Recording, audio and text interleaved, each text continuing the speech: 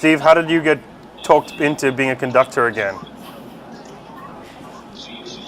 Again, well, that's a so that's a funny story. While everybody else had several months of planning, Ilya, separately from all of this, flew out to Nashville the week of Christmas and spent 2.5 days at my house, and we were just sort of strategizing on the larger perspective of opportunity that this awesome, crazy thing represents. Everything from the startup bus to the startup house, and potential funding opportunities internal to the startup bus, leveraging the alumni, and a number of other things, at a very, very high level.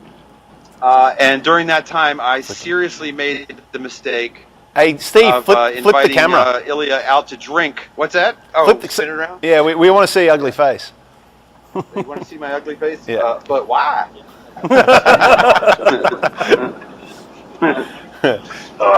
There you go. Uh-oh, that's a little too light. Yeah. No, that's good. Okay, cool. So, again, I made this serious mistake of inviting Ilya out for drinks with Vic Gatto, one of the major VCs in the Tennessee area, and Cam Newton and his partner, another major VC in the area. And we went out drinking with those guys, and I'm pretty sure the two of them looked at Ilya as a piece of meat, and they were hungry vultures. Well, Nashville ought to have a bus. In fact, we ought to have all the buses. How come we don't have a bus? So let's go get a bus. Wow. Right. And we felt kind of sorry for Ilya because it felt like he was being attacked. So ultimately, the decision was, wow, wouldn't that be cool? Let's do a bus. Forget the fact that everybody else has got a couple of months of head start on us. And of course, Ilya reminded them, thanks, Ilya, and this is the answer to your question, that you have to have somebody who's been on a bus previously to run a bus. And as we looked around that bar, we didn't find too many candidates that matched that criteria, and all eyes came back over to me. The tough one was explaining that to Angie, why the thing we crossed off our bucket list twice, we were getting ready to do again. Shortly after that, she informed me that doing it a fourth time is grounds for divorce.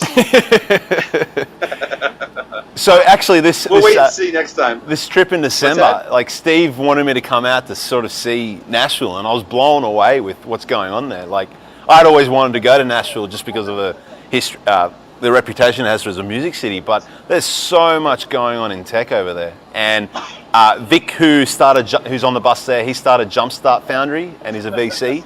They've got this amazing co-working space there that's beautifully done, sponsored by all the major brands like Google and beyond. And I don't know, Steve, do you want to maybe talk about what's going on in Nashville and tech?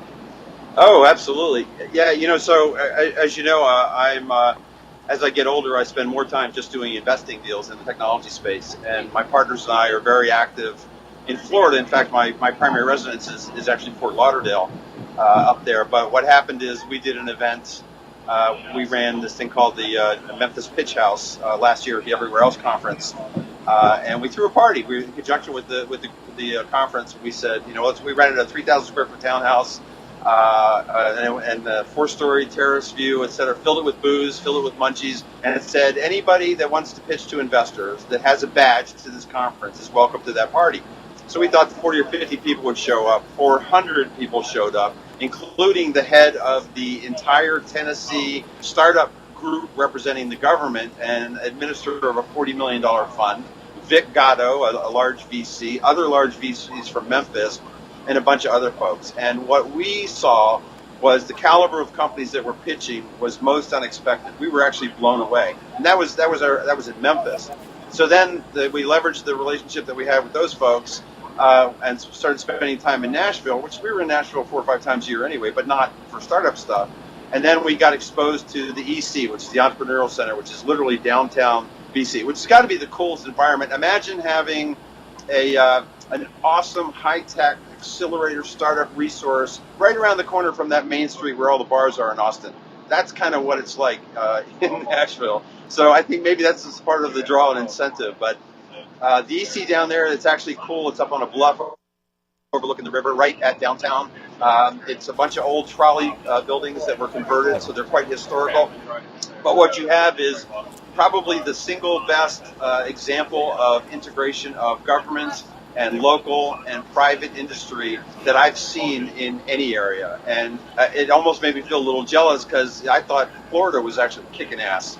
and they're doing great. There's a lot of stuff that's going on up there, and we're trying to help them do even more stuff. But Nashville already had it going, and so we started getting involved in the programs there. They took the state created a matching fund for startups, which has really jump-started us. They created 9 or 10 accelerators across the state and provided the initial seed funding for that. Wow. As you know, Chattanooga has the fastest internet in the United States.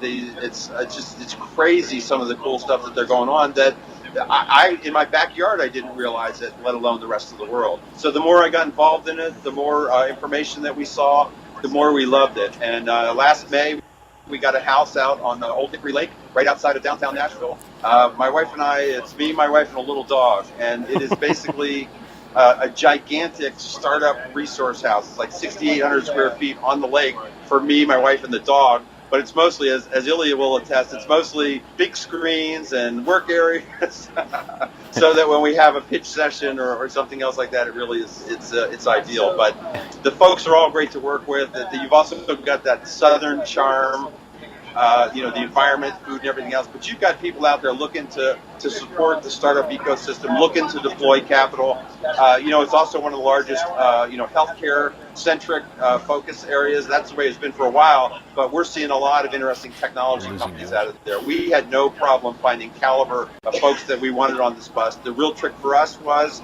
finding the ones that we wanted to pick out of that crew. So we're delighted. We're looking forward to coming down there. And again, I don't know if we're going to win anything or win anything, win it all. But we certainly got a shot at it. And what we are going to do is have a blast showing you guys just exactly what cool stuff we've got going on up there. How's this different from the first time you did it, Steve? With me on the bus, with me on your bus. Well, so there's not 12 cases of beer underneath the bus. Yeah, that was nice. That was very nice. Well, that contributes to the productivity. I think it reaches to a lot of things. I mean, the startup ecosystem itself is more mature each year, regardless of regions. And it's because of these kinds of activities, the Startup Bus, and it's because of the accelerators. I mean, think back to 2009. How many Startup Bus activities happened in 2009? 0. In 2006, how many accelerators were you aware of?